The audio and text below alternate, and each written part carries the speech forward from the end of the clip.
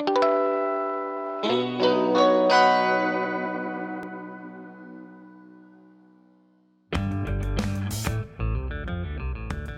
everyone, my name is Elizabeth, and tonight I'm going to demonstrate one of my favorite easy weeknight dinners, quinoa black bean bowls. This is a recipe that I'm sure there are many versions of it in cookbooks around, but I kind of made this one up. So join me as we make these.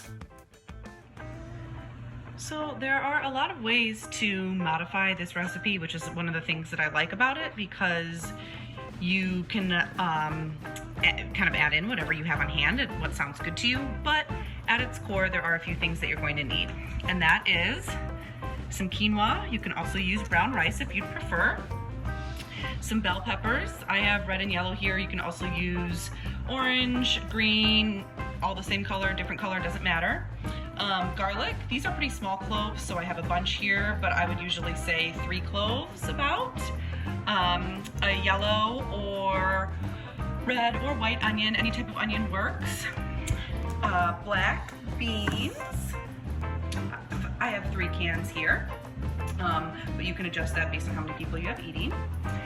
And then some spices. And I always use cumin, a little bit of red cayenne pepper, some crushed red pepper, some chili powder, and a little bit of smoked Spanish paprika, and of course some salt and pepper. Now today, because you can see how much squash I have, I'm actually going to add in some delicata squash to my bean mixture, which I'll show you how that's going to work when I do it, but you don't have to do that. You can totally just do the beans and the spices. Sometimes I add some jalapeno into the bean mixture if I have it, which is really yummy.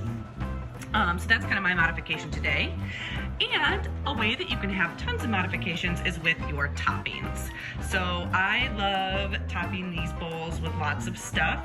Today I have green onions, I have cilantro, tomatoes, sour cream, cheddar, and then I love to squeeze a little bit of lime juice on top. If you're vegan, you could skip the dairy products. You could definitely add avocado, whatever sounds good to you on top of the bowls.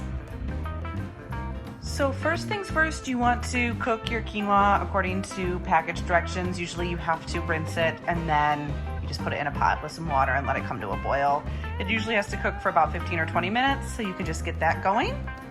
And then you will want to slice up your onion into strips and just put that in a pan with a little bit of olive oil, and don't turn it on yet, just let it sit there and we'll worry about that in a little bit, but it gets it out of the way, and then we can move on to our next step.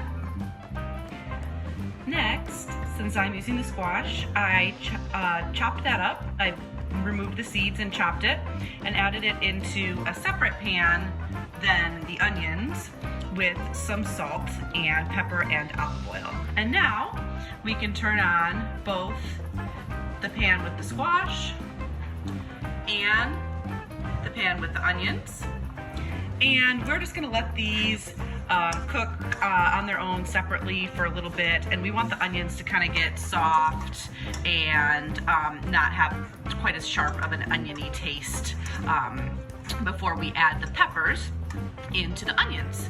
And the squash will also just cook and soften before we add the garlic and beans and spices. So while you're letting the onions and the squash, if you're using that, cook, you can chop up the red peppers and chop up the garlic. I just chopped it. If you wanted to use a garlic press, you definitely could. And rinse the black beans. And you'll want to let the peppers and the onions and the squash cook for maybe 8 to 10 minutes, and then it will be time to add in these ingredients. I added the peppers to the onions, and I added some salt and pepper and a little more olive oil, and those are just going to cook until the peppers are just slightly softened. You don't really want them to get, at least for me, I don't like them to get too soft, so that'll just be maybe 4 or 5 minutes there.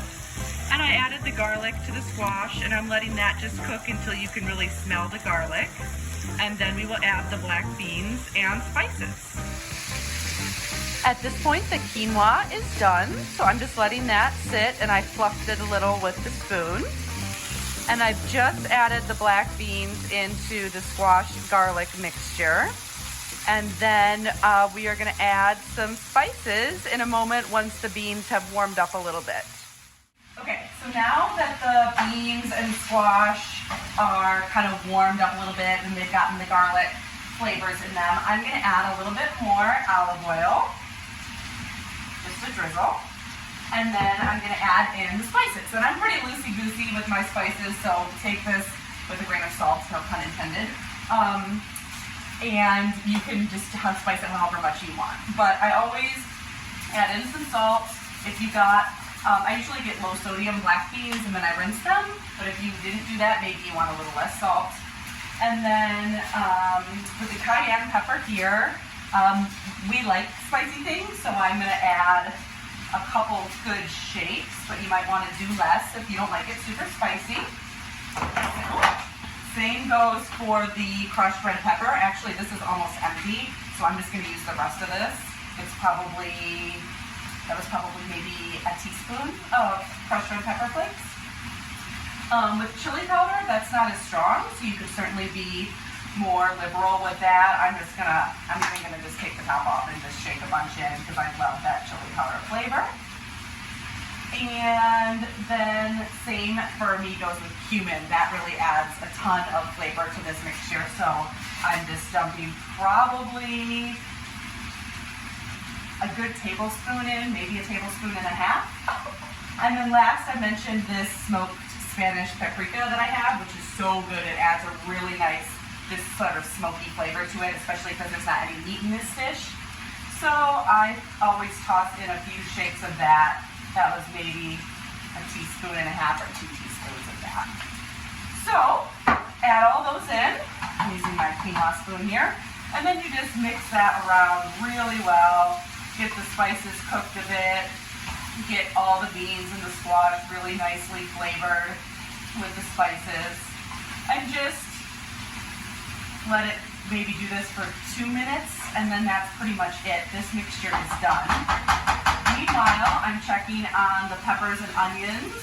The peppers are almost soft enough. I use kind of a small pan, so they need a little longer than usual, but I would say maybe 2 more minutes on those, and those will be good too.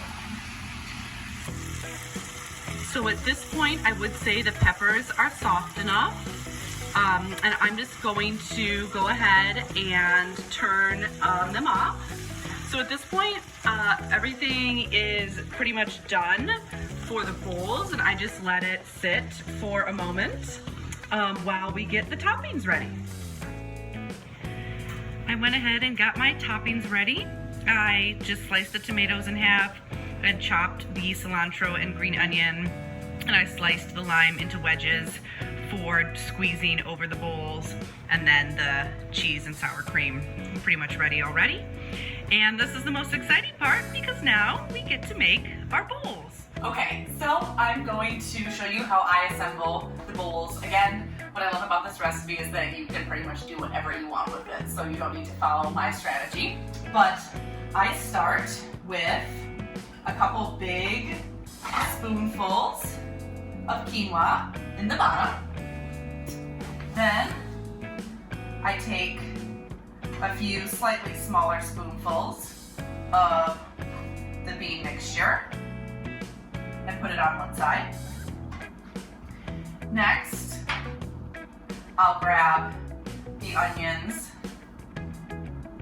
and peppers, a few tonguefuls there, and then we get to add the toppings. So I will usually sprinkle some cheese first so that it gets kind of melty on the hot ingredients. Then I'll add some cilantro all over. Same with the green onions, sprinkle those all over the place. The tomatoes are one of my favorite parts of this dish, so I always add a ton of tomatoes. Again, just kind of sprinkling them all over the top. And then I will squeeze a little bit of lime, which is really nice. It just kind of adds a little bit of a citrusy flavor that's just so good.